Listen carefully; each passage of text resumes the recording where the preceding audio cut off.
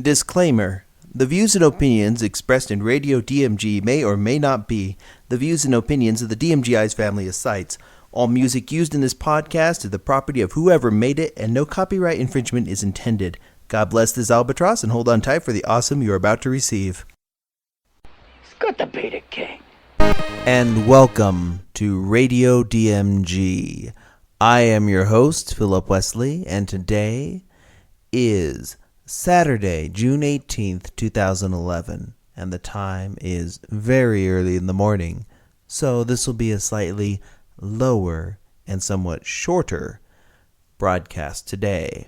Actually, in fact, today is going to be another one of those that's 100% pure newsity opinion, actually. What I'm going to do is go over a little bit of what was announced at E3 2011, A-Kon 22, and give you a little bit about what is coming up on Radio DMG.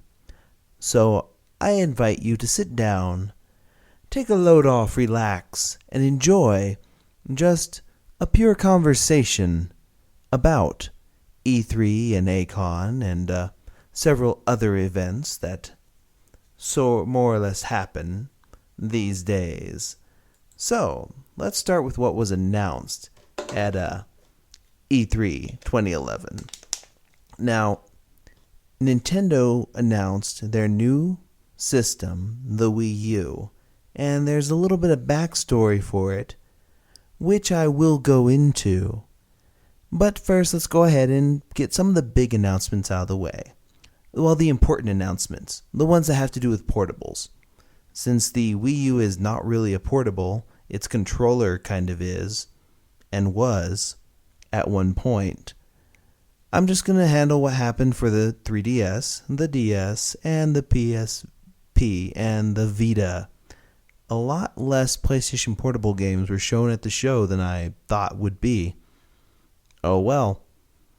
The PlayStation Vita was announced, $249.99 for the GIMP version, and $299.99 for the GIMPier version. The GIMPier version has 3G compatibility with AT&T, which is awful. And of course, using that 3G, they also have a GPS in there, which there isn't really much of a purpose to that one. Although they might actually have a few more processor abilities in the $299.99 one. There's no release date yet for the PlayStation Vita, although they expect to ship it in Japan this year. They also showed off for the PlayStation Vita a couple more games. There was a Street Fighter vs. Tekken, or Street Fighter X Tekken was a big surprise. And for that one, the big surprise was also that they put Cole from Infamous in it. Overall, Sony's press conference was more or less them apologizing for about 30 minutes for being hacked. And that was kind of... I guess the best way to put it would be embarrassing, sad, annoying. Then they went out and announced a bunch of stuff for the PlayStation Move and for the PlayStation 3 that I don't really care that much about. Except for Sly Cooper 4, which, honest to goodness, I like the Sly Cooper franchise. And I think it would have been icing on the cake if they would have announced one for the PlayStation Vita. Oh well, maybe next time, Sony. Overall, it was pretty decent. The PlayStation Vita is $250 worth of kit, or $299 worth of kit. $250 or $300 worth of kit. And it's pretty nice. The games shown off for it were an Uncharted version where you can control it traditionally, or you can mess up and put fingerprints on that nice OLED screen by uselessly touching it. Right now, a lot of the touch functionality for the PlayStation Vita is ridiculously gimmicky. I haven't seen anything yet except for Little Deviants, which uses that touch capability to an interesting and unusual sense. Although there is a Little Big Planet game coming for it, which allows you to do a lot of customization via the screen, which is kind of cool. They had Mod Nation Racers up there too, which also used your finger as kind of a stylus to draw tracks. And then looking through that, I realized, yeah, without the those little iPad styluses, the ones which work on that type of touchscreen, it's not really worth it. A lot of these touch capabilities were just essentially tacked on, kind of like what happened with a lot of early Nintendo DS items, and what will happen with a lot of early Wii U titles. Overall, I thought that Sony's conference was an impressive apology. For the most part, I was bored. And then when they brought out the PlayStation Vita, did their whole PlayStation lifestyle spiel, and then announced the price was the best part. Some of the games shown, like there's a BioShock spin-off, there will be a couple of them. There's a Vanillaware game for it called, I think, like Dragon Core or something. Not Dragon Crisis, sadly, although that would make a pretty good game. The several people who actually watch that anime will get the gist of it and be like, "Yay, he mentioned that." Well, it's a pretty decent show. Nobody's licensed it in the US, so don't worry about it. Anywho, back to the PlayStation Vita. The device, it's almost the size of the Wii U controller, but it's still good. I think it'll be an interesting device. There's no HDMI outs, there's no video out, which is an unfortunate mistake in my opinion. And it's not guaranteed to be compatible with a lot of the, well, let's see. It won't use your UMDs, of course.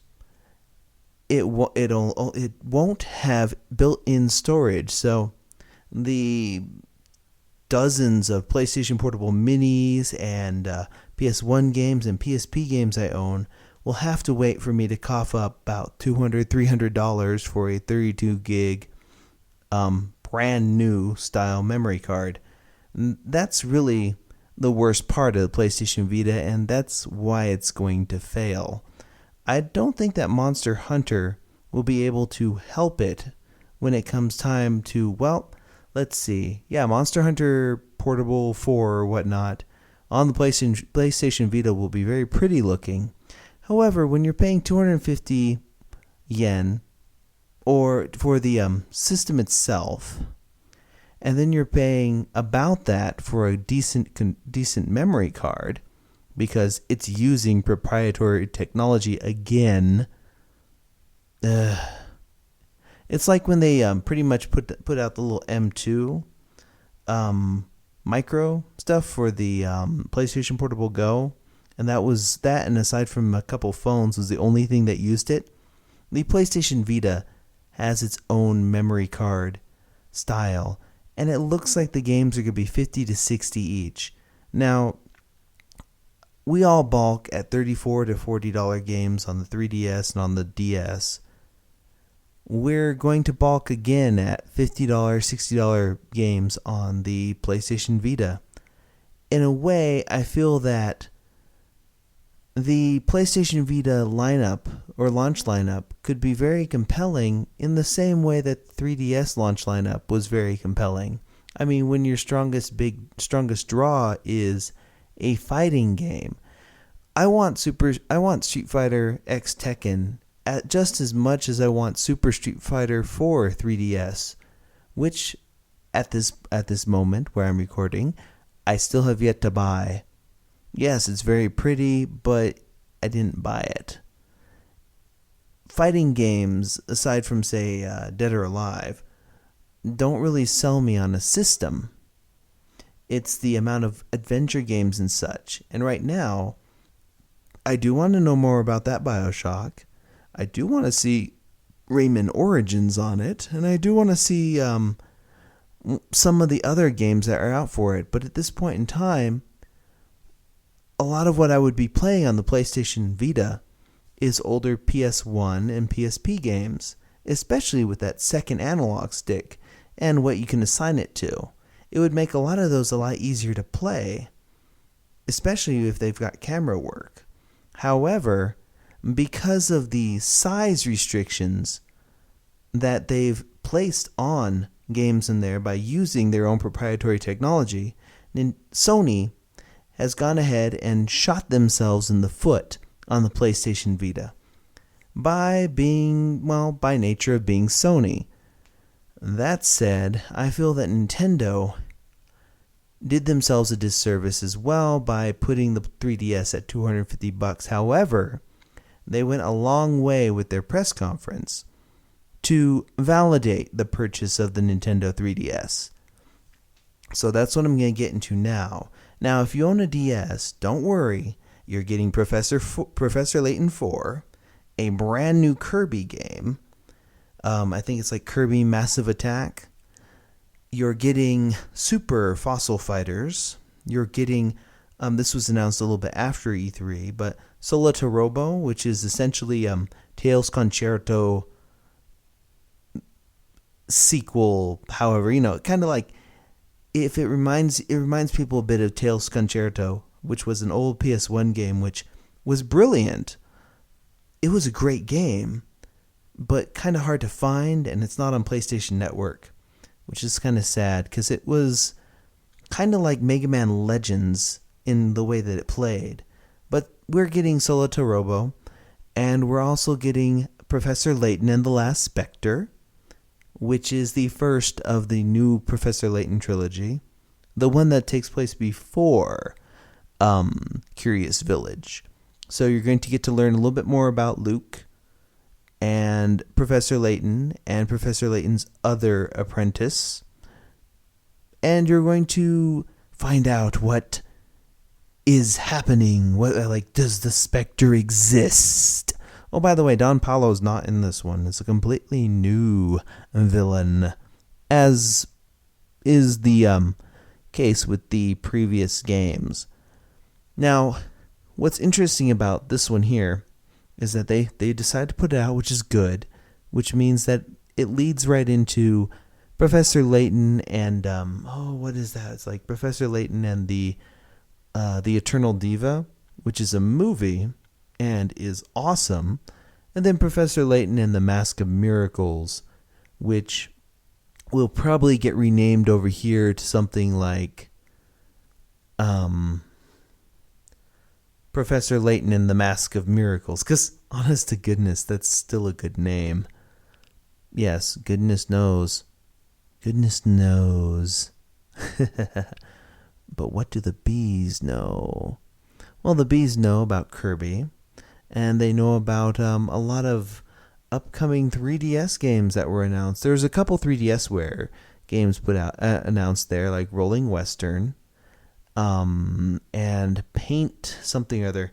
I have to get the name down, but essentially, it's kind of like Drawn to Life, but not with the depressing aspect of, say, Drawn to Life 2. And that looked kind of interesting. They also showed off Super Mario 3DS. They showed off Resident Evil Revelations. They showed off Mario Kart, where the newest thing is that the new Mario Kart is being developed by Retro. And they added in the ability for like parasailing, some more customization options for your cars, and submarine cars for the first time. Should be quite interesting. We'll see what they do with this. Hopefully, they'll let you gain speed by doing quick turns, snaking, because that was actually one of my favorite parts of Mario Kart DS. Yeah, it got annoying online for a bit, but once you figured it out, it kind of evened out quite a bit. Hopefully new tracks, new items, that type of deal. Super Mario 3DS looks amazing. It sounds amazing. It looks like it's Super Mario Brothers 3, essentially. through the eyes and prism of Super Mario 64 and Super Mario Galaxy. Not as open-worldy as Super Mario Galaxy, so you don't have to worry about being lost. Very straightforward, more like Super Mario Bros. 3, but also fairly confined, kind of like Super Mario 64. Lots of interesting stuff for that. They also announced Luigi's Mansion 2, which, by the way, is being developed by the people who made the Super Punch-Out, like the Punch-Out game on the Wii. And it looks good. It looks and plays like Luigi's Mansion. What's kind of interesting about this is that with the news story, Luigi's going to be doing a lot more ghost busting, and there's more mansions this time around. And it's got Professor Egad, and he's awesome, and it's going to be great. One more thing, they launched the eShop around the same time as their conference. In fact, they launched it the night before. Now, the eShop launched with Super Mario Land,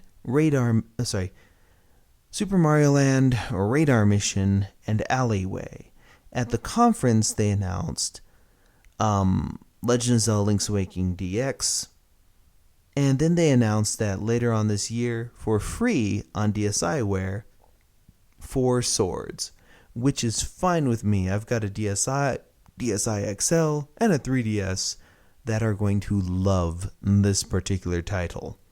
They also announced the ability to, transfer between for your old DSiWare to your 3DS, which is great actually. I spent a lot of time transferring a lot of the games. Transferring. Here we pronounce it correctly. Okay. You right? Good.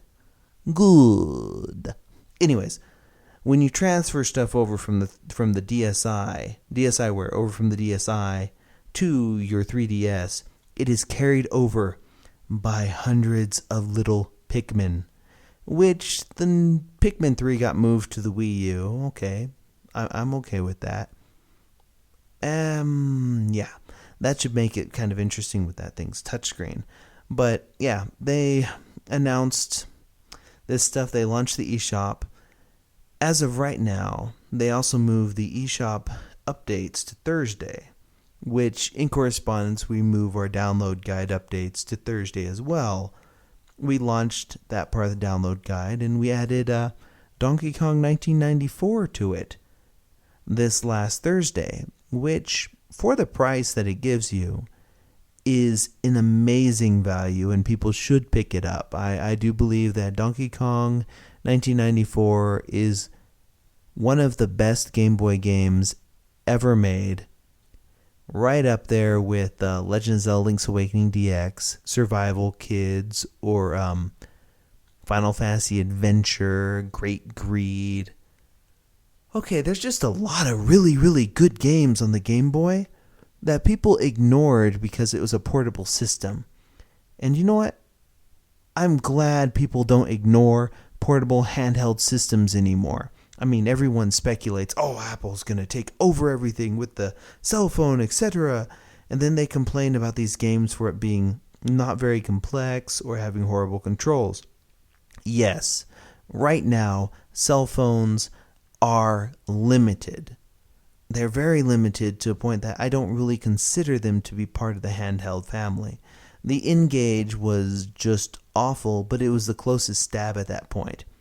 The iPhone, due to the way they structure it, and due to the fact that you can't buy games for it in retail that work properly. Like, you can't go to a store and buy a iPhone cartridge or so. It's all download only, which at this point means that they can be like, well, okay, we were selling this before, let's go ahead and, we lost the rights for this, so we're removing it. I kind of look at it kind of the same way what happened with the Kindle, for example.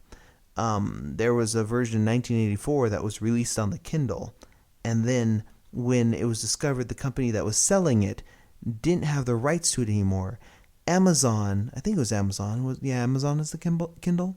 Anyways, Amazon removed it from the Kindle devices without telling people they were doing that. Meaning, you could be on, say, page 37 of this book. Oh, you go to sleep, you wake up, the book is gone. And that happens with digital-only content. It happens a lot. Like, for example, on the PlayStation Network, Brave Story, New Traveler, which is a great game. I have the UMD for it, and I also bought it again on PlayStation Network. However, while I loved that game, now the only way to get it will be to buy it on UMD because it was removed from the PlayStation Network store. Or rather, at this point, it will be removed from the PlayStation Network store because the company that put it out no longer has the digital distribution rights for it. And because that happens, I will not cover the iPhone or the iOS stuff on DMG Ice because I cannot go out into the store and purchase a copy of, let's see, what's a good iPhone game? Tiny Wings. I cannot go out and purchase Tiny Wings on a cartridge. Now, some DSiWare, you can't go out and purchase that on a cartridge, but the system allows you to do those. So, if we support DSiWare, who knows? Maybe we'll get some type of we'll get something for that someday. Maybe we'll get a retail release of, say, a Shantae sequel or something that puts Mighty Flip Champs and Mighty Milky Way on the same little 3DS card or so. Personally, I would love a remastered version of the original Shantae and then a hyped up version of Shantae Risky's Revenge on, say, a PSP UMD or Vita card or 3DS game pack. Is it game card? Personally, I'd like it on 3DS because then we could have a little bit of depth to it. They could expand it a bit. With a little bit of a larger budget, we could get more storyline to it, or at least a sequel. Personally, I'd really, really love to see a sequel. And, yes, way forward. Hit us with a sequel. Sadly, that wasn't shown. There wasn't anything shown at E3 from them, even though there was a Mighty Flip Champs is supposed to be coming to PlayStation Network. Which, by the way, is up, of course. And I think it was up last. It was up the last episode. It was just really glitchy. A lot of stuff has been really glitchy lately. Hackers gonna hack, just the way it is. But going back to 3DS, Nintendo went a ways to justify it by saying, you're gonna get Sonic Generations this year. A lot of these games they showed off, like Luigi's Mansion 2, for example. Luigi's Mansion 2 will actually be early next year, but this year we will be getting Mario. We will be getting Zelda in about 2 days. This Sunday, so tomorrow. Which, by the way, I did get to sample The Legend of Zelda: Ocarina of Time 3DS, and oh my god, it's great! It is great. If you own a 3DS, get that. Also get Donkey Kong 1994 and Legend of Zelda: Link's Awakening DX. Get Super Mario Land. Get Radar Mission. Radar Mission is pretty underrated. It's a pretty great game. The first game A for its battleship, essentially. And then game B is, it's kind of like that sub-hunting game that was in Steel Diver, but without the whole swiveling in your seat deal, which is fine. Yes. Oh, the quietness. The tiredness. You can hear it in my voice. So, let my voice soothe you just a bit. But let's go ahead and let's talk about the elephant controller in the room. That would be the Wii U. Nintendo announced the Wii U console for, it'll be out in 2012.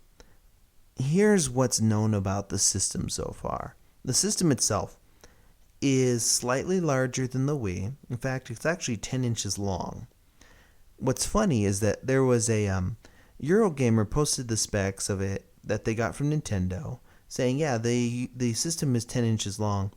Another company or another website, which wasn't at E3 to get hands-on look at it, posted it that the controller was 10 inches long.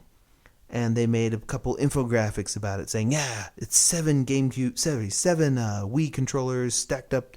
Like, it was obnoxious, and it was based on incorrectly construed information. They looked at the size of the system and figured it was the size of the controller. Since they didn't have anybody there to verify, they kept this up. And then Reddit and Dig got a hold of the infographic, and then a little bit later, Kotaku picked up the infographic and ran it as news. I guess it was run by someone who wasn't there at the convention. One thing that really bugged me, actually, about the coverage of E3 this year is that nobody in their right mind got the idea to actually measure the controller or do it. Shoot, if you look through our old E3 coverage from 2006, you'll note that there's a picture of the Wii next to a cup of Venti Starbucks coffee. You see, you don't have to bring in a measuring cup, or sorry, not measuring cup, a measuring like a fabric ruler or any of those types of rulers. If you bring in other items that you can measure or know the measurements of later on. What surprised me is that nobody thought to do this. Like, oh, I want to see how big this is compared to, say, the 3DS or a PSP 2000 or 3000. Nobody put up shots comparing it like side by side like that. Instead, we get hand shots and forced perspective shots.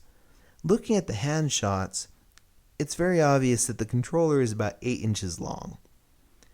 It's about the size of it's actually slightly smaller than the Sega Game Gear in terms of like the size, the length, anyways. It's about it's thinner than the Wii Remote. The Wii Remote nunchuck deal. It's a little thinner than that because there was, after much looking around, I found a few pictures of the Wii U controller sitting there next to a Wii Remote and nunchuck attachment. It's a Wii Motion Plus with the little rubber thing on it, and then the nunchuck. And you can get through those. You can make some pretty good estimates as to the size of the controller. Now, an 8-inch controller, yes, that is big. That's smaller than I think it was the QWERTY controller that they had for the GameCube. Quite a bit smaller than that, thankfully. But I think that some people will think, oh, this is too big. But,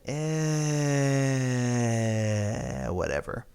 Now, the thing with things that I like about this controller, actually, are where its legacy comes from. Now, Nintendo, the whole idea of an HD Wii has been thrown around by Michael Pachter and his ilk for quite some time because they felt that Nintendo needed to do this to compete with the PlayStation 3 and the Xbox 360.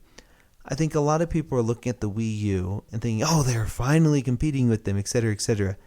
Now, from what I've heard on the Wii U specs, the system is actually 40 to 50% more powerful than the PS3. And the system can run DirectX 10.1. It can't, apparently they haven't tried like any DirectX 11 stuff, which, by the way, to put this into perspective, I think the Xbox 360 can only do like DirectX 8. Same with like the PS3. I'm not sure. I do know that neither of those can run DirectX 10, and definitely not DirectX 10.1. The Wii U is pretty powerful, actually. The final chipset hasn't been revealed, but it's apparently a custom job of this particular Radeon chip, which, if it's that right Radeon chip, then yes, it is about 40 to 50% more powerful than PS3. I do know that the dev kits are actually kind of underclocked. Nintendo purposefully sent those underclocked because they want people to work in similar environments to the where they work now. Like, the idea is, instead of going out the gate, guns blaring, they underclocked the dev kits when they sent them out. You can actually overclock those, or you can take off the underclocking. Essentially, it's like a limiter from the dev kit and use it at its full potential. But they want people to work on this lower potential at first so they can get more games out at launch. I know that seems kind of weird, but the problem is when they want people to use this and be comfortable with it without like pulling out the rug completely and saying, "Hey, this thing can do all of this." You know what I'm saying? That Nintendo doesn't like to push things all the way. I guess the whole design philosophy for Nintendo is kind of, let's make the most with what we have. But let's always keep something there. Like, in other words, they showed off a lot of what the system will easily be able to do. They didn't show off what it really can do. And I do feel that Nintendo failed to really explain the Wii U to the angry mobs on the internet, which actually you don't need to explain it to them. If they were anything other than the most hypocritical Luddites, they would do their own investigation on it. Now, a lot of people were critical of it because of the name. I mean, Wii U. That's kind of well, from an American culture where we look at this and we're like, things have to be cool. We don't think that's 20% cooler than the Wii. We don't think the Wii U name is better than the Wii name. But I guess that's kind of the way that these systems have been named before. I mean, PlayStation is a stupid name. Xbox, stupid name. Dreamcast, stupid name. The Ultra 64, oh man, that's a manly sounding name. Then they just called it the Nintendo 64. The GameCube, that was purple. It was chock full of amazing games like Beyond Good and Evil and Eternal Darkness and the Resident Evil remake and like Luigi's Mansion, 2 Pikmin games, Metroid Prime. There was some seriously great stuff on the GameCube. However, it had a stupid name and it was purple. It looked like a lunchbox. It looked like a children's toy, and people chided and ignored it for that reason, which to me is pretty stupid that they did that. I mean, there was some amazing stuff on the GameCube, and there will be some amazing stuff on the Wii U. There was some amazing stuff on the Wii. I mean, Super Mario Galaxy 1 and 2, New Super Mario Bros. Wii, Punch-Out made a comeback, despite some narrative finagling, I guess you could say. Metroid Other M was great. Donkey Kong Country Returns, another great game. A lot of this system, a lot of the stuff that the system did is great. It just, unfortunately, was shunned by people because, well, it wasn't HD. Remember, the Wii was not HD. It got up to 480 progressive, whereas actual HD is 720 progressive. Most people look at high def now and they think 1080 progressive, but the amount of games that are on the PlayStation 3 that are 1080 progressive are very limited. There's actually only a few. There's like a handful of titles that are actually like that, and a few 3D titles. But yeah, it didn't do so hot. Now the Wii U, though, makes perfect sense from a design standpoint, because that's kind of what Nintendo's aiming at there. They're aiming at Japanese developers. Japanese developers look at it and they say, I see your philosophy for that, because their philosophy is different. Over here in the United States, we look at things from like, well, things have to be bigger, they have to be better, they have to be louder, brasher. Our top brands are kind of our collector's edition, deluxe, ultra. We add on a lot of modifiers to our titles and such. Things have to be. They have to have a machismo to it, whereas Japanese design sometimes has to go for a little bit zen. Now, the whole point of the Wii U is the idea of a cafe. When you go to a cafe, you go there for you time. You go there to be in a social situation, to meet people, but also to have some time to yourself. Now, Nintendo did not properly explain this. They sent Reggie out there to say, well, we felt that the Wii encompassed all of us, but now with this one, we will focus on you, thus the Wii U. Which, honestly, that's a bad explanation of what this is. Now, the philosophy is that we bring people together. With the N64, the philosophy is 4 people on the same system.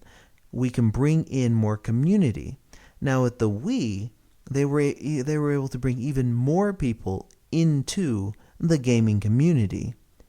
But they recognize that sometimes you just want an experience that is all your own. Wii Sports and all these other Wii type games, these are great social experiences, but sometimes you just want something where you can have these social experiences, but also have something that is specifically yours. And they felt that the best way to do this would be to essentially use that handheld they canceled in 2009. Nintendo canceled a handheld which was meant to essentially work as a third pillar with the DS, DSi at the time, and the Nintendo Wii. They were developing one, and then they just canned it. They announced that they canceled this in 2009, and when you look at the Wii U controller, those screens on it, that's a new tech. The 6-inch screen is the only technology on the Nintendo Wii U controller that Nintendo is not already using in their other products. Now, if you look at this, it's got a volume slider on the top, it has a built-in microphone, a 6.2-inch touchscreen, a stylus, left and right triggers, second left and right triggers, the 2 of the circle pads from the Nintendo 3DS, and a headphone jack and all this other stuff. It is essentially a much larger portable. I think the original idea for this portable was, we're going to put out a portable with a 6-inch screen that folds over like a clamshell, has all these other devices and such to it. Essentially, they were making a competitor to the Nintendo DS, but decided, no, the DS, DSi are doing well on their own, we don't need to do this. And then they just kind of integrated that in to the Nintendo Wii U. I think they were working on the power for it, and they were working on what they can do with that. And they thought, well, we do need something that can work as a controller for this, that can help make the experience more inclusive while being exclusive. In other words, yes, your Wii remotes will still work with the Wii U, but the idea is that at least one of you has this brand new experience. I know people are going to fight over that controller. You're going to lose friends. Happens. But they want to design games around the idea that you can take turns with this or so, and a different experience. So you get a social experience, but also it's different for at least one person.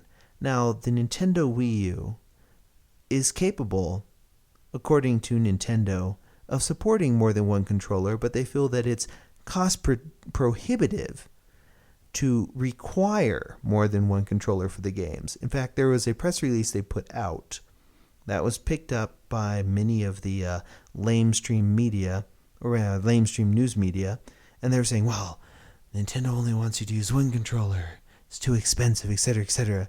But when you look in the article, the actual statement is to the effect of, yes, this controller will be expensive to buy. Like, I think it's going to be about $80, $90, maybe even up to $100. Looking at the parts that are in it, the most expensive thing in there is the screen. And that screen adds about $15 to $20 worth of dev cost to it. It's a big screen. It's a good screen. It's not full HD, but it's a good screen. But they were saying that, hey, it's might be cost prohibitive to get people to have to buy a second Wii U tablet controller. So instead, they're going to require that developers develop their games in a way that you don't have to have two of the controllers.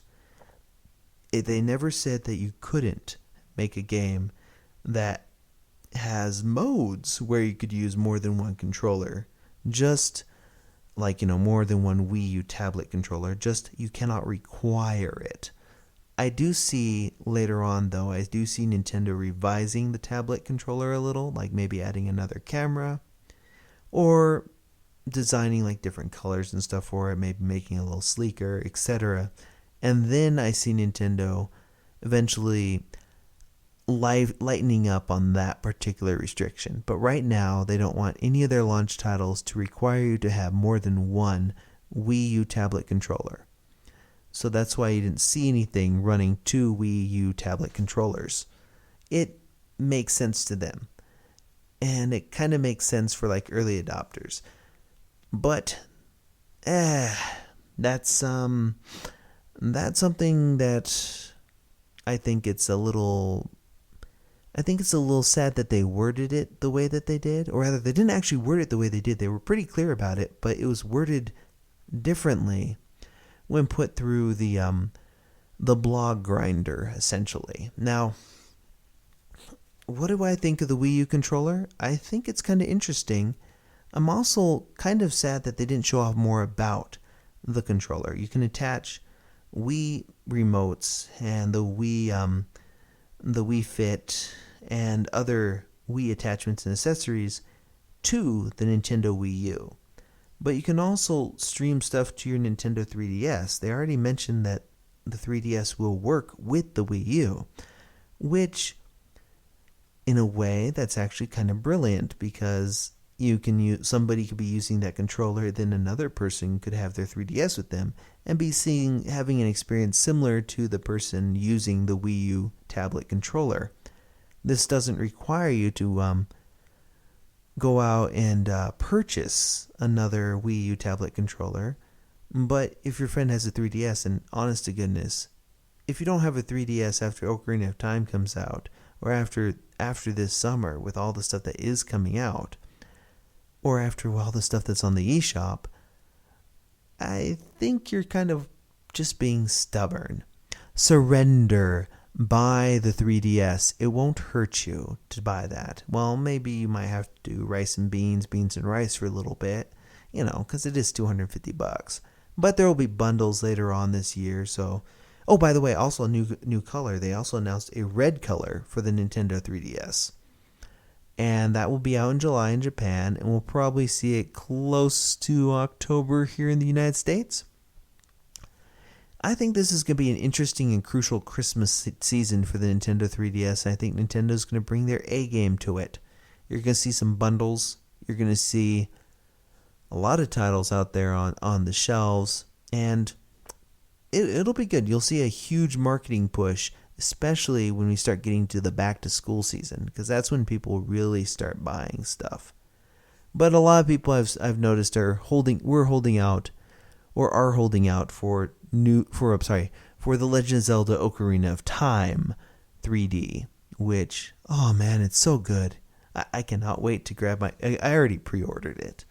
It's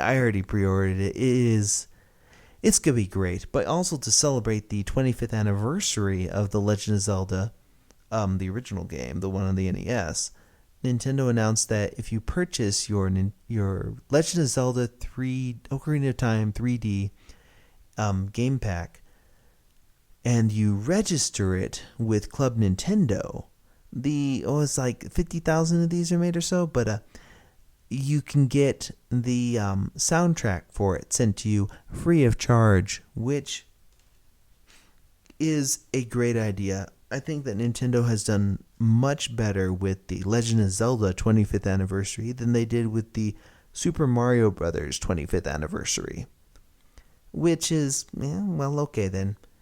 That being said, I can't wait for them to put out the 3D classic version of the Legend of Zelda 1. That is going to be fun. I mean, they showed it off at E3 last year. It's only a matter of time. As for some of the other news on that, well, I guess the Nintendo Wii U controller, it's not as big as everyone was trying to say it is. That was a miscommunication on the part of Electric Pig and Eurogamer. And it was circle sourced. Circle sourcing is where somebody sees something and they link to it, and then the person who made that link or made that comment or so links back to the link of it, and you see essentially circle sourcing. Like let's say I own blog number A, and I put out something that says Steve Jobs likes to eat babies, and then I send that news story out to blog number B. Blog number B credits it to my blog, and then I go back and I change my accreditation from blog A, which is me, to blog B, which is linking back to my story. We keep doing this back and forth, and then somebody sends it to an aggregator like Dig or Reddit or Slashdot or StumbleUpon, and then it gets picked up. If you put the right type of sensational headline on it, it gets picked up and people start thinking it's true. Now, there are websites that deal with this, like Snopes and such, where, circle sourcing is bad journalism. In fact, it's actually referred to as yellow journalism. Yellow journalism was where people were trying to make the news, not break the news, or they would sit there and say, okay, it was more or less advertisement line. Well, you'll see people be like, well, such and such horrible game is actually really, really good. 8.0. 8.8. Yes. Ooh.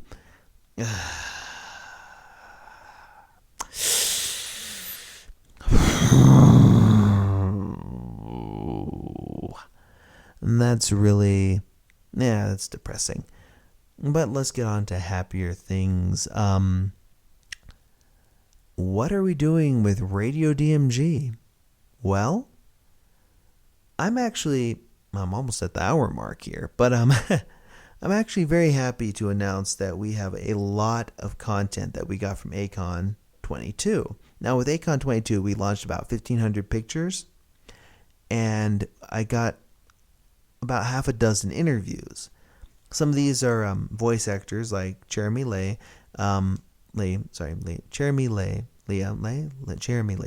and Kyle LeBear. And then you've got some odd guests like Monty Uam, who did the Dead Fantasy series Halotoid. He works with Rooster Teeth now. He also worked with Namco Bandai and with Midway for a while. Or Vanessa Ortega, the professional gamer, was on some show on Spike and such. Kind of interesting interview. And then some heavy-hitting stuff like we did an interview with Peter S. Beagle, the author of The Last Unicorn. And we did an interview with Team Ninja because they were at Acon 22. That's a pretty good interview. Lots of interesting stuff that we went into in that. We went into the Wii U, the PlayStation Vita. Talked about everything from like who's supposed to really be the main character of Dead or Alive, which a lot of people are like, oh, we know this one already. But also like stuff like the Dead or Alive movie. We went into virtual console stuff, how they intend to use the Wii U controller to differentiate Ninja Gaiden 3 on the Wii U from Ninja Gaiden 3 on the Xbox 360 or PS3.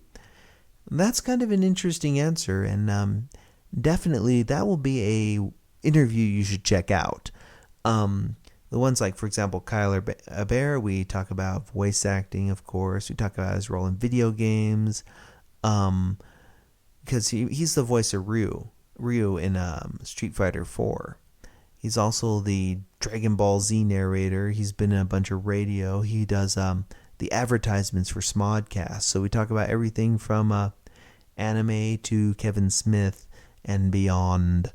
With the professional gamer Vanessa, we talk about everything from how that happens, how people, Dead or Alive strategies. If you like Dead or Alive or Dead or Alive Dimensions, or the Dead or Alive franchise in particular, you're going to like a lot of our upcoming stuff, because we do talk strategy a bit with her. And the one with Jeremy Lay, that gets into the supernatural of things. Now, the Peter Spiegel one, we get into literary things. He talks some wonderful smack about Ralph Bakshi. He goes into a lot of stuff with that. That one's an interesting interview. Also, we have let's see, the Monty Uon one. We talk more about like motion capture, what it's like to work at Rooster Teeth, just design stuff. So there is a wide variety of stuff that we're bringing to you. And we're going to bringing to you a lot more stuff in the future. Yes, Life and Puzzle will return. So if you like the comic, it will be back up, and the new season will start running very shortly. We kind of put it on hiatus because of the huge amount of work that has to be done here, with some slight graphical upgrades on DMGIce.com, and with all the content that we have with Radio DMG. I'm not done uploading E3 2011 videos to Area DMG, which is our YouTube channel.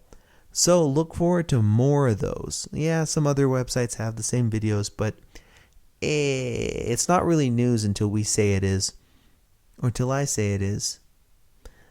I can look at something and say, "Thou art not news until I talk about you." And I am right. That's the truth. But yes, we're also going to be launching something called Keeping the Bridge.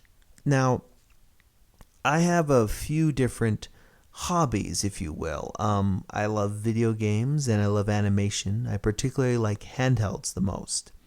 But I also like books. I like facts. I like learning things. I like politics. I like a lot of different things. Now, Keeping the Bridge is actually the name of a show we pitched to Colorado Public Radio around here. We never heard back from them. I think they were expecting someone to go out there and be like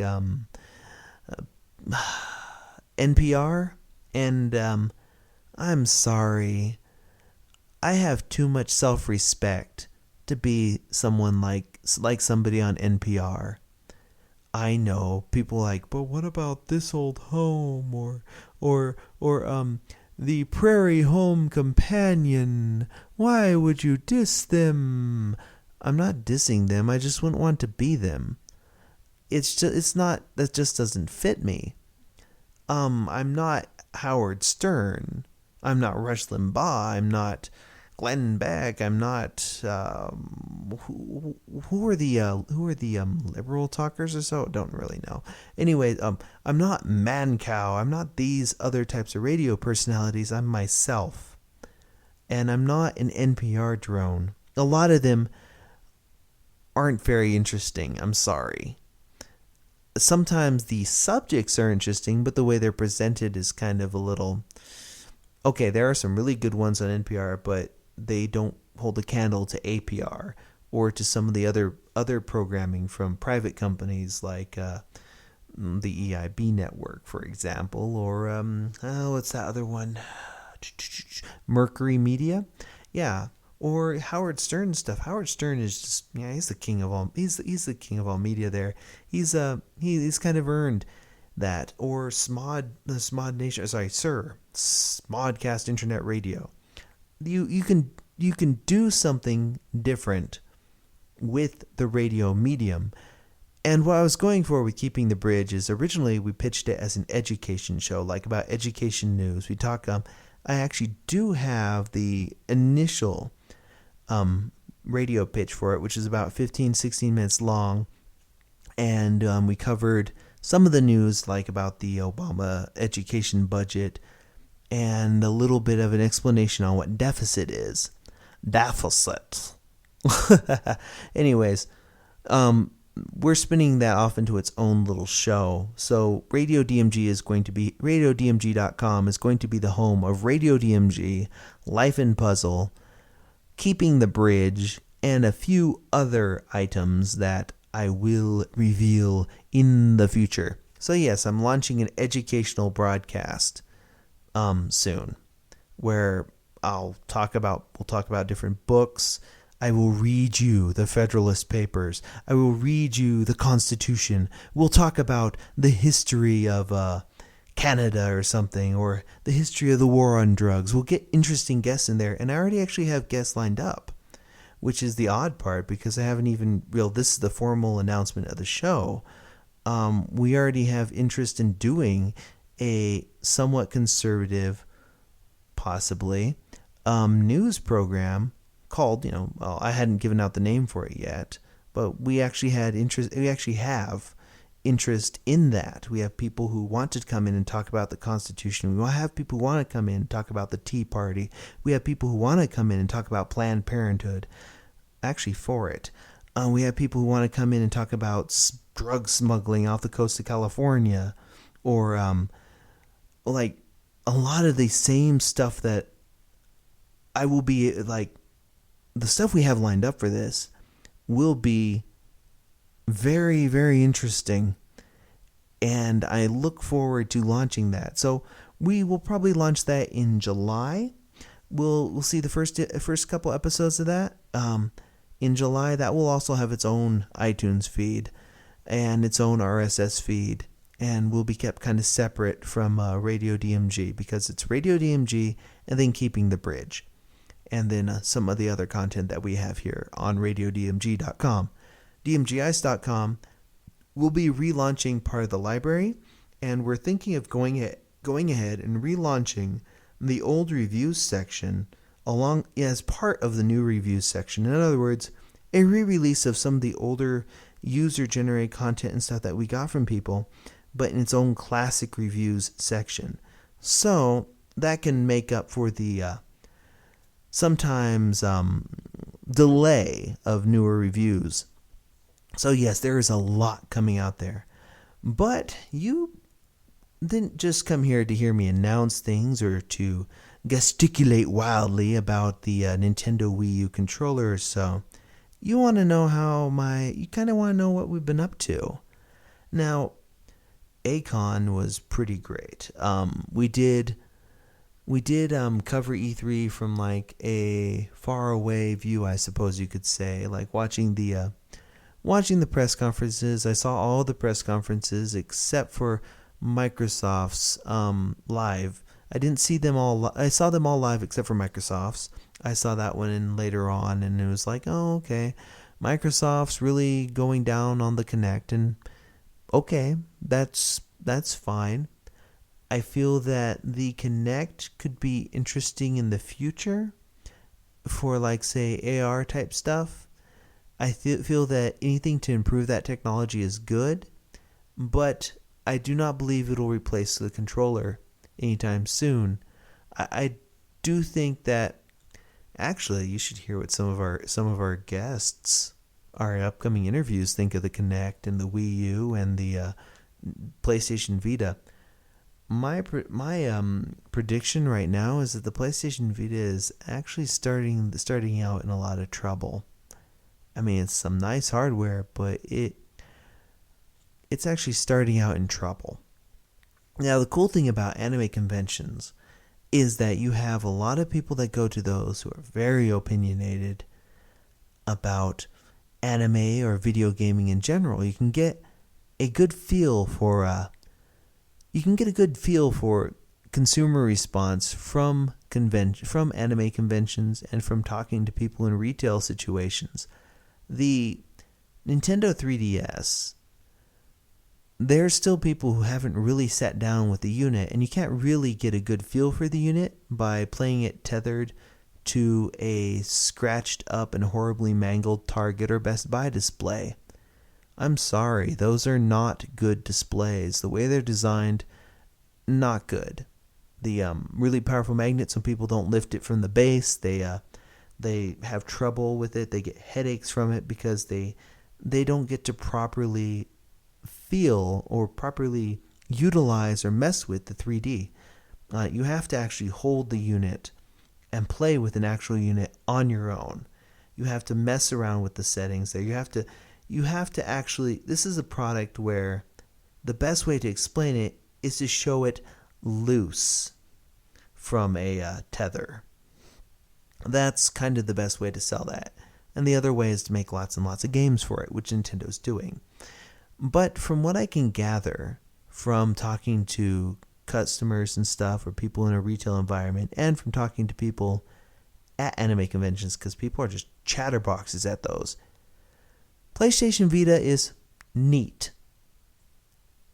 Nobody really, no day one stuff. The Wii U, oh my God, it's got a controller. I mean that controller there, you can the TV, you can play the games on the controller while somebody else uses the TV. You can do all this stuff with that controller. That controller is pretty. That controller is, the screen on it is amazing. It looks a little bit big, but I think it'll be fine. That controller, a lot of people like the drawing part in that they would show off, where they were drawing like Link on it. And they also like the part where you're drawing on people in Tekken, like the customization stuff for it. Essentially, Nintendo has attached some of the unique aspects of the DS to a larger console. I think a lot of people, when they get their hands on the Wii U controller, will be surprised, one, that it's not as huge as it looks, and that two, it actually does help and enhance a game. For example, let's say if we take, Monster Hunter. Monster Hunter is a horrifyingly tedious game. It is slow. It's lots of slog through menus, lots of customization. But you can do all that on the lower screen. Or it's say, one thing I'd love to pitch for the Wii U would be like a alien hunting game, kind of like the Gantz type thing, a Gantz type situation, where one person doesn't act. Or wait, we could make this a zombie hunting game. Now, one person can have like the Wii remote and the nunchuck. Another person would have just one of the Wii remotes, and one person would have like the Wii Zapper, and then one person would have the Wii U tablet controller. The person with the Wii U tablet controller is unarmed, essentially. They can maybe use one or two of their fists or so, but they kind of keep track of where the other zombies are. And then the other people, like for example, a Wii control and the nunchuck would be like for a sword or so, or other types of objects. The Wii Zapper is, of course, a gun. And you would spend time coordinating an assault or coordinating a zombie hunt here. I think that the feel for it allows you to do. I think that they did show it a bit early, but I think that there's a lot more you can do with this that's compelling and unique to that controller and to that system. And I think we're going to be seeing some interesting stuff from that. I'm kind of sad that the display isn't 3D, because a lot of people are like, why isn't the display on the Wii U controller 3D? I think that's because then it'd be like, what, $150 for a new one? Yeah. Anyways, a lot of people actually like the ability to actually talking to people. I even got a response where this, the Wii, that was something we all, like, my family really liked, but the Wii U, this is something that's really is for me. It's like for me. And I'm like, oh my God, really? People are that exuberant about it, which is fine. I think a lot of this is going to be pretty great.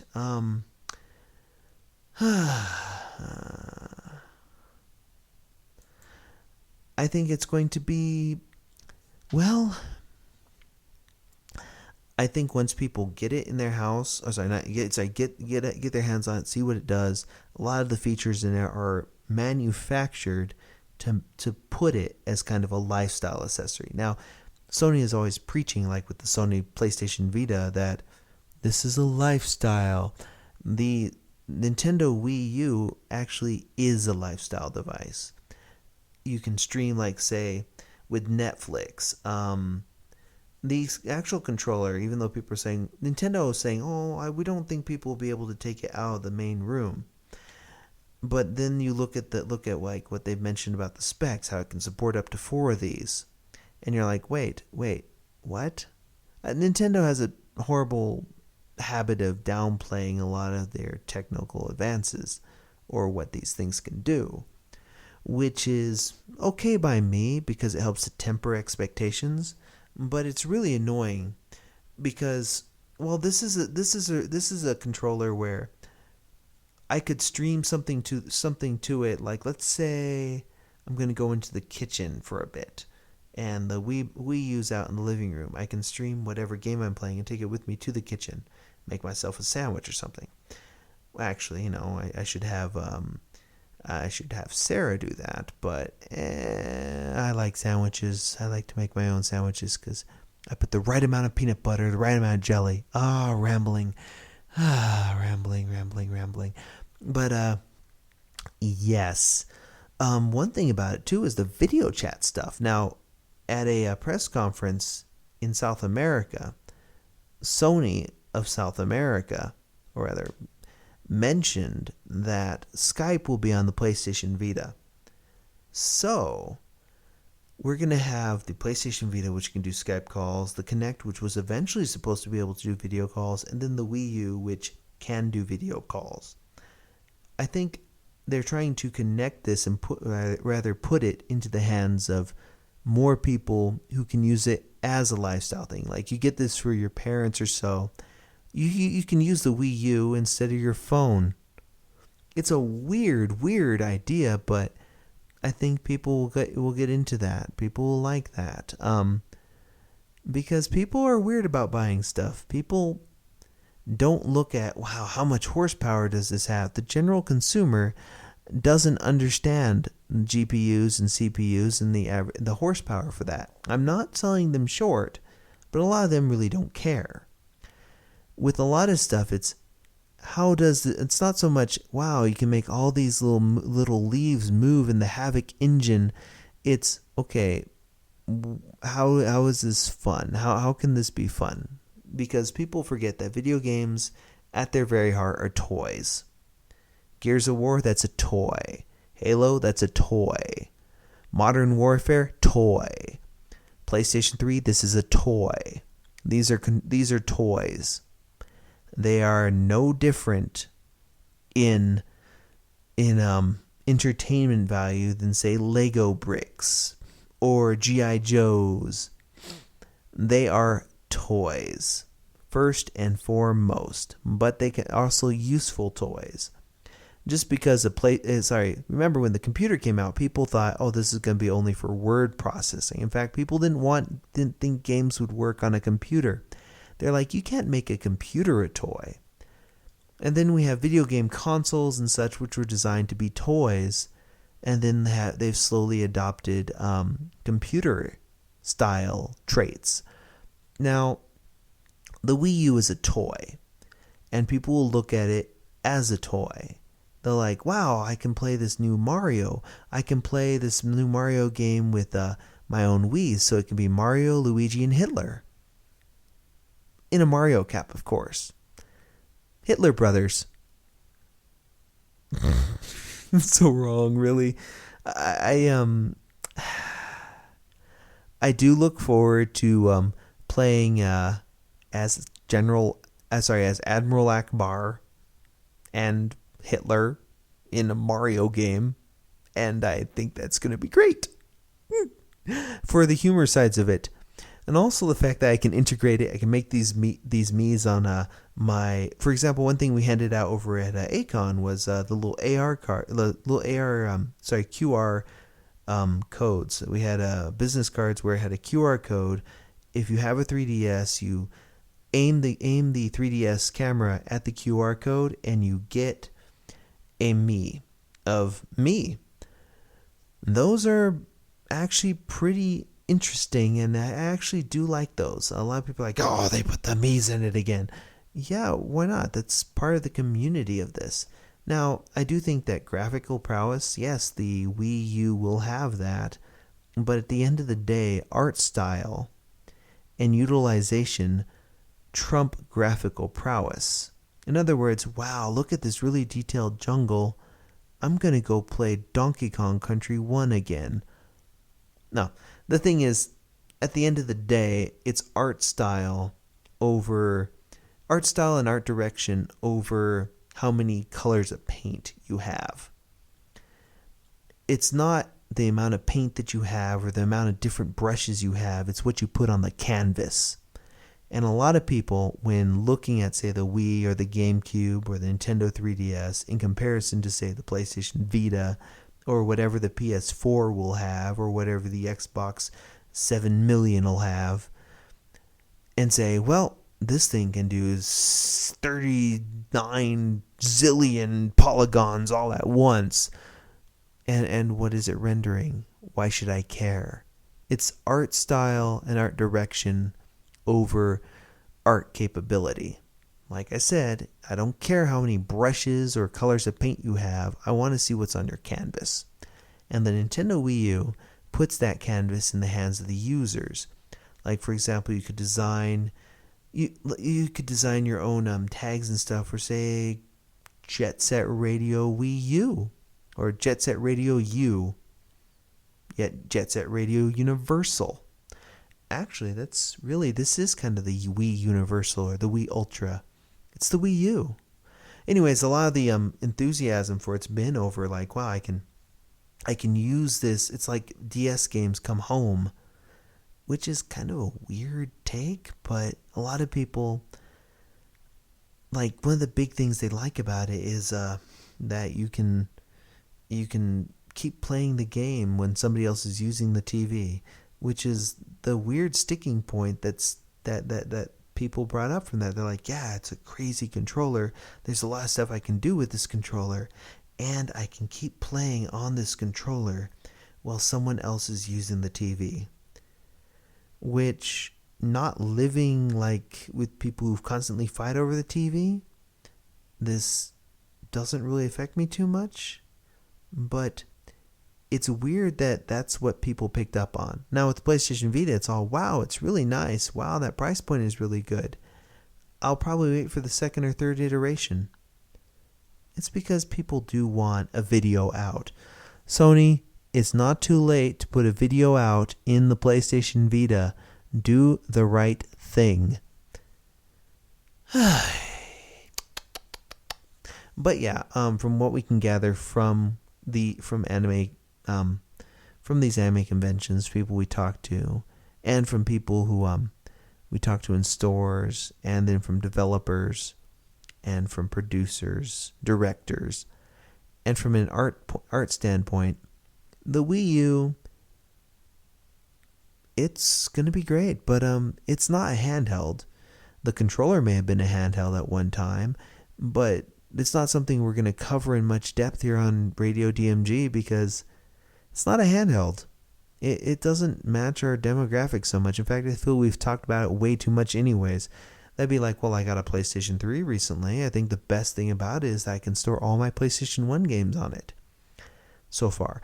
I haven't really played much other than a couple demos and things, and Portal 2, which, wow, I would love a Portal 2 style experience on the Nintendo 3DS or PlayStation Vita.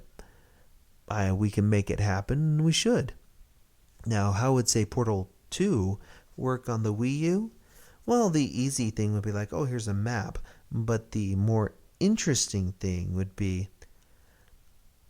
I can change out, like, let's say you're playing multiplayer. So one thing I could do is, like, let's say I picked up one of the pods. Let's say this is Portal 3 or something. Like, that'll ever happen because, Valve can't count to 3. But let's say I'm using the Gordon Freeman personality orb and my portal gun, and I need to keep track of something else in another puzzle. So what I'm going to do is I'm going to put that orb, like the Gordon Freeman orb, over on one part of the corner to watch something I need. Oh, actually, there we go. This is something we could do. Let me give a better example. Let's say we're playing Legend of Zelda, and there's a more complex puzzle. And for this puzzle, I need to monitor what's happening in an area that I can't reach. So I'm going to send over, say, a bug like the one in Skyward Sword, and then it's going to perch over, and I can see its view on the smaller screen on the Wii U controller. So I can sit there and monitor or control using the right stick. Maybe I can control the bug with the right stick, and I can place it in an area where it will keep track or do something else for me away from me. So I can be monitoring myself, and then I can be monitoring this bug away from myself. I know that sounds a little complicated, but it will make for a more complex and ultimately more rewarding, if not just a bit difficult, gameplay mechanic. Like, I could use this here and monitor something on this puzzle. Like, let's say Metal Gear Solid, a Metal Gear game on the Wii U. I can put up miniature cameras, and then I can switch between those on there, so I can keep track of the people that are around me. That way, I can avoid surprises. Maybe instead of using the little menu that they used to use before. Remember the little thing that told you where people were or what they were facing? They would not do that. You'd have to set down tracking devices and switch between those cameras and stuff using the Wii U controller screen to monitor where the other soldiers are. I know that sounds daunting, but it would actually work fairly naturally in a sneaking mechanic, as well as really making people realize, wow, we've been spoiled by Splinter Cell and Metal Gear Solid. Those games were way easier than we thought because we had this unrealistic radar. Now that we have to use more realism to it, it's become more, I guess, hardcore. This is Nintendo showing you that you can make more complex games. You can have more complex titles. You can do more with that. Now, easy stuff like, let's say, a Ridge Racer type game. You're driving on the screen on top, and your rear view mirror is down on your Wii U controller. The map is down there, etc., etc. That's easy and it's lazy, and you know that people are going to do it.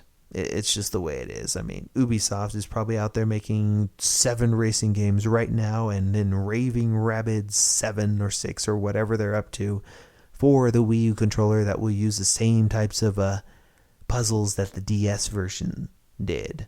Or like a DS, you're going to see some of that too. Now, let's say, for example, one thing that would be good is to use the Trauma Center. And here I am just rambling more about the Wii U controller. But yeah, one thing I thought was kind of interesting about Akon was the Street Pass stuff. I picked up over 150 plus Street Passes. People added to my Plaza. Actually, my Street Pass right now, we're closing in on 400 Street Passes. And then my Mi Plaza in there has about almost 170 people. I have almost maxed out the amount of people that can be in the Mi Plaza, which is fine with me. That's pretty great. It takes me about a minute and a half to cycle through the entirety of those Miis. It's a little scary looking. Maybe I'll make a video and show you guys at some point about that. But yes, that was great. Spot Pass was great. I love the fact that I could open up my system, and right down there would be like a dozen or so, about 10 more throwdown challenges. Okay, it was just great thing that they did there. Another thing that I liked about it was how many people had the Pokédex already, and how many people were, well, still, I've got all the puzzle pieces, but the amount of people who didn't, and we're very grateful about that. That's great. I added some more people on friend codes. You could do the local friend code swap, and it's pretty great. A lot of the stuff works out. I would say that the amount of 3DSs out there is actually kind of scary, considering that it's supposed to not be a success. A lot of older DSs were out there too. The DS has become kind of you can't go to a convention without seeing it. It's become a part of the culture. We're turning into Japan. Our birth rate is declining as we speak, and people are out there buying hug pillows. The Dakimaru are coming. The Dakimaru are coming. Dakimaru? Hug pillows. You know, they have one now that has arms. Anywho, that's about it. Actually, the trip back from ACON was actually kind of interesting in that we came back up to instead of going up through Oklahoma and Kansas on the way back, we thought we'd shave a couple hours off by going through New Mexico and up 25 or so into Colorado. Unfortunately, the border from New Mexico to Colorado was plagued by brush fires or so. We had to take all sorts of horrible little detours throughout the mountains of Colorado and New Mexico.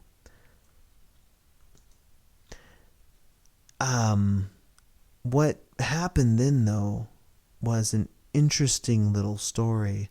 We visited essentially the Silent Hill of Colorado in our travels, and it was something that I'm going to have to bring in Sarah to talk about. But as it's really early in the morning and she's not awake, I'll just save that for another episode. So, you will just have to wait until the next fun and action-packed rambling episode of Radio DMG. Like I said, this is going to be a very unsubstantial episode meant to hype up our upcoming amazing episodes. And yes, so we will talk about our experience in the Silent Hill of Colorado. Ooh, and we will talk a bit about our interviews and more news. Until then, please hold on, wait, in anticipation for the next episode of Radio DMG. Next on Radio DMG. Wait, there's more. Actually, let me go ahead and say, yeah, I think that probably woke my listeners up a little. But yeah, we're gonna be doing a couple interesting interviews and stuff coming up, so please look forward to that. I also want to take this time to go ahead and do some real quick shout outs to our listeners and to our other podcasts that we enjoy. Like, I did a really long and extended shout out last time to like Cross Border Gaming and Nintendo Show Go and Giant Bomb and a bunch of others, but haven't really changed much of that. Do check out the last episode. We have very in-depth ones.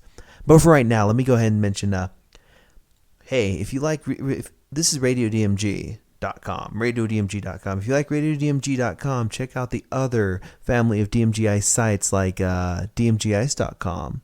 Check us out on YouTube. Subscribe to us on YouTube. Subscribe to us on Flickr. Check us out on Flickr. Subscribe to us on Facebook. Subscribe to us on iTunes, even though it's a piece of crap and it doesn't ever update the way it should. Ever. Oh, hey, iTunes. Subscribe to us on Twitter, in which you'll hear my inane ramblings in Twitter format. You'll see me argue a lot with E-Master of Cross Border Gaming, which, by the way, is crossbordergaming.com, CrossBorderGaming.com, and you should check it out. You can also see me comment from time to time on Nintendo Show. I'm in their feedback stuff a lot, mainly because I've always had some type of affiliation or connection to that site. So I like them. They're good. But let's go ahead and do a really complicated count. Okay, I'll probably put a link to it in there. I didn't put a lot of music in this one because I was just like, I am one of the undead from the... I've been one of the undead since I left Colorado's own Silent Hill, which I'll tell you about in the next episode. Creepy as all hell. Really, seriously, creepy. But yeah, next episode, lots of neat stuff. I rambled a bit here, rambled a bit there. But yeah, next episode, a little bit more news, some release dates come out. We'll give out some more detailed impressions because by the time I record another one of these, I'll have spent tons of time on Legend of Zelda: Ocarina of Time 3D, and it's so good. It's good. Donkey Kong 1994 is good. If we could be sponsored by anybody, that would be amazing, but I would love to be just sponsored by Donkey Kong. He'd be like, Donkey Kong, like, yeah, he could pay us in barrels and bananas, and that'd be awesome. And I would say, yeah, Donkey Kong 1994, dude, it's only like $4 or so, and people pick it up. What are you doing without that game in your life? Donkey Kong 1994 for the Game Boy? You need to play it. Anyways, that's about it. But yeah, I will be doing more of an... Okay, this is kind of an epilogue, I guess you could say. We won't even mention this stuff on the timestamps. I want people to be completely taken by surprise. Be like, wait, what? There's no nudity theme? Well, there will be a nudity theme in the next episode because we'll have more of the sections there. This won't be as impromptu and raw. So look forward to it. I know I do. And I know you will. And this has been Radio DMG. I am your host, Philip Wesley. And good night.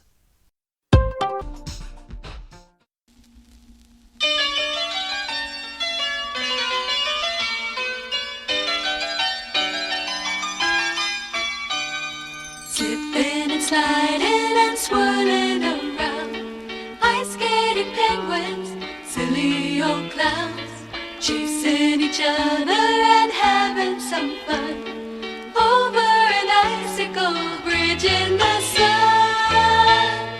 Diving and dunking and dancing the sea, the ocean's a playground, it's great to be free.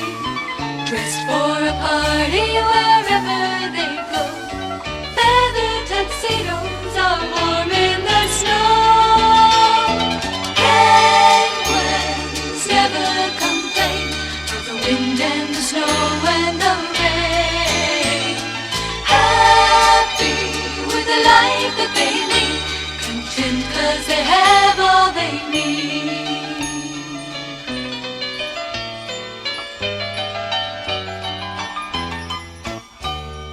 Waddle and wiggle and wander about, building ice castles, watching them melt, having a race down a slide to the shore, touching the water, then race back for more. Penguins never complain of the wind and the snow and the rain. Happy with the life that they lead, content 'cause they have all they need. Gray skies can chase miles away, don't cry, it's more fun to play. Penguins never complain of the wind and the snow and the rain. Happy with the life that they lead, content 'cause they have all they need. Content 'cause they have all they need.